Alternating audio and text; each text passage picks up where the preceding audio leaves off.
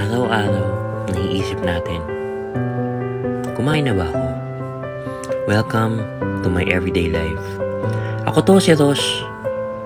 Minsan tinatawag nila akong Rose. Minsan Ruhus. Minsan Horms. Lagi kong naiisip, bakit kaya? Hindi ko rin alam. Pero minsan magtataka ka, bakit?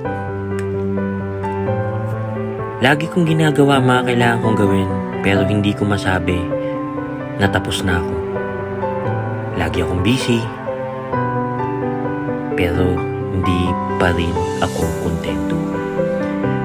Gusto ko napapagod ako, gusto ko busy ako palagi, pero ewan ko. Lagi akong inaayan ng mga kaibigan ko, mag-night swimming daw kami. Pero ang gusto ko naman, umaga.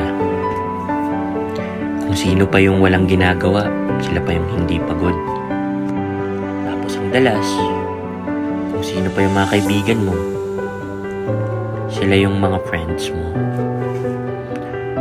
Sa araw-araw ng buhay natin, sa araw-araw na akong natutulog, nagigising,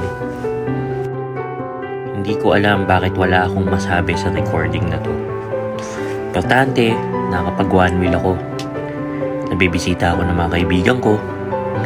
Lalo na yung sobrang gwapo at saksakan ng pogi at napakamatipuno talagang si Franz.